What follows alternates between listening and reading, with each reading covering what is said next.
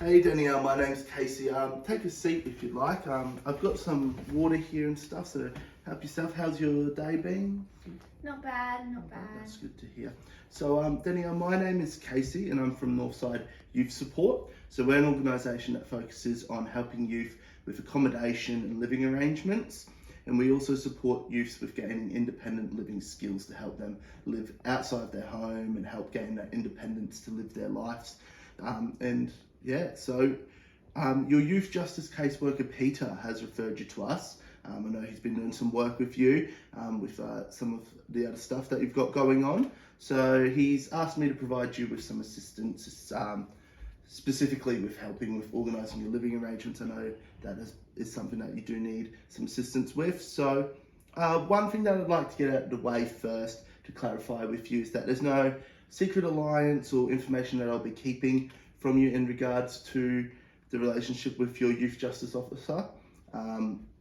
It's purely a case of he has referred you to me, so I'll be doing my work with you, which is unrelated to the work that he'll be doing with you in that sort of field.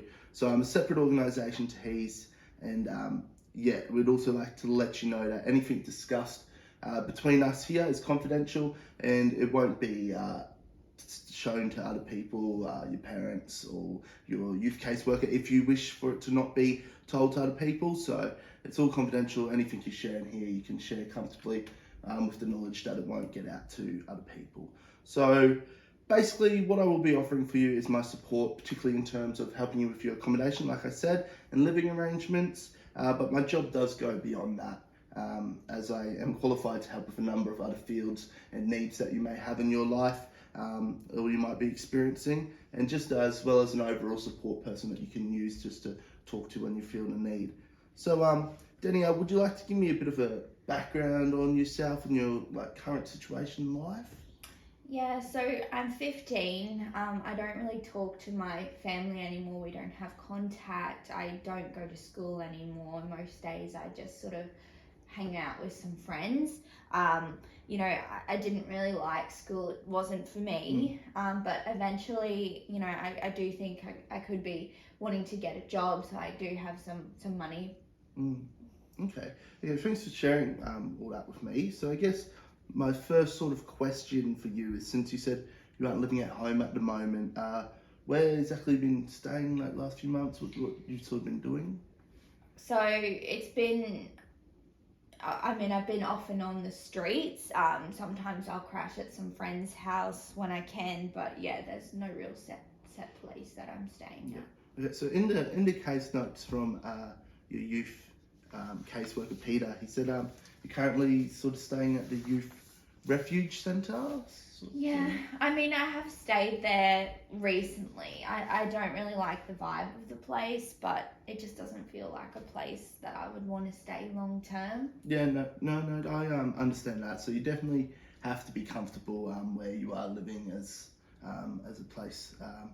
It can be hard to settle into different places and stuff. So one thing I will say is having a set place to live is a very important need. If that need's not being met, it can affect a lot of other stuff in your life. It can make things a lot harder. So I believe it would be beneficial for us to work together to try and sort out a place where you can have a set place to stay at the moment. That sort of gives you that feeling of a home. I can see in my case notes that it says that you need to provide an address for your court hearing. So yeah, it is important that we do sort of work together and try and figure out a way to get yourself an address so that we can have that worked.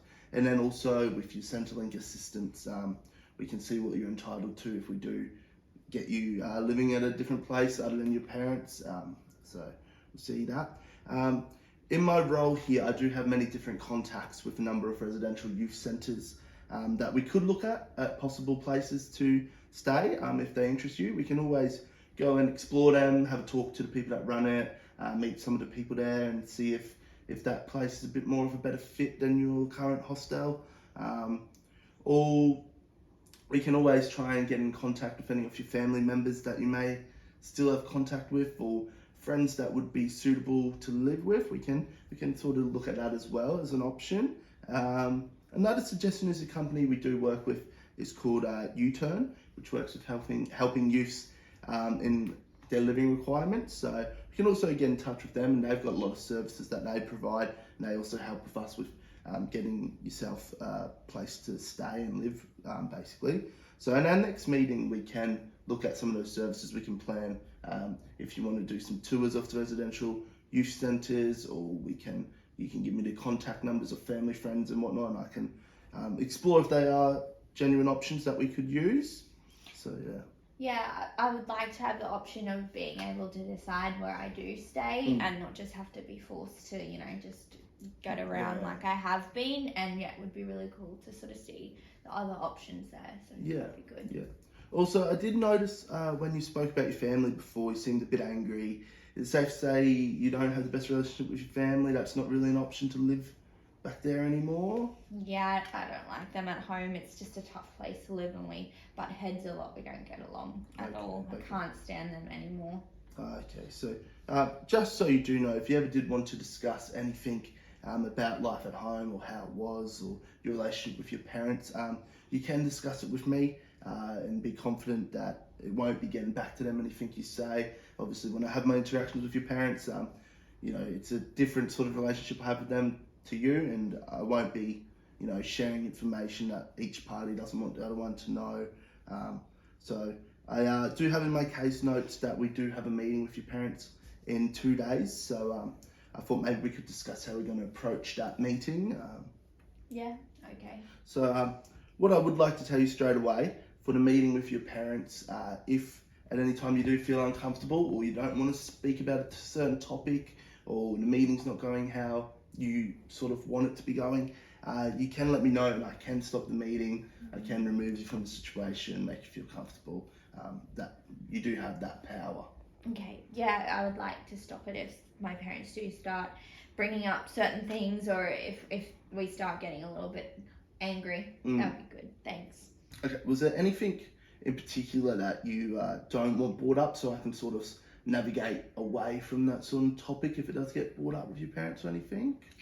Not anything in particular. I just don't want the meeting to turn into them attacking me and bringing up all my bad decisions. Yeah, no, fair enough. I understand that.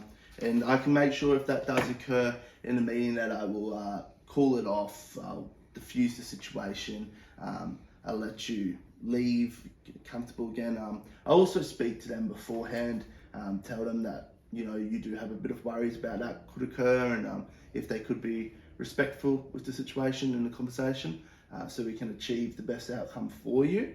So also for yourself in a meeting, it can be a strange situation, having a meeting in person with people you don't have the best relationships with.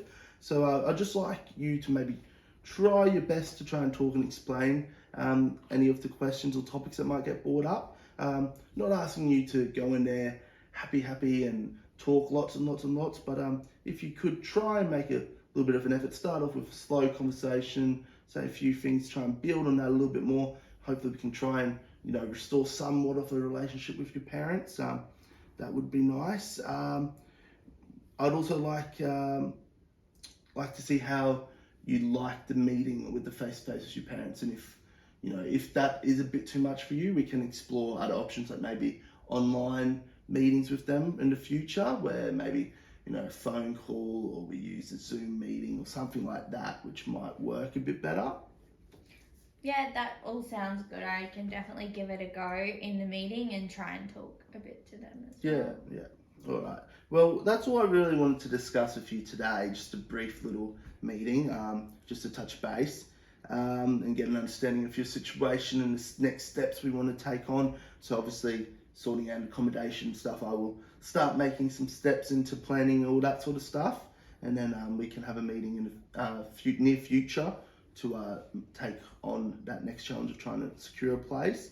So I guess the next time I see you will be with the meeting with your parents in a few days. So we can have a recap after we have that meeting as well, just to discuss how it went for you, if things that made you feel uncomfortable, things you think worked well, just to recap the whole thing and just get a feel of how that went for you.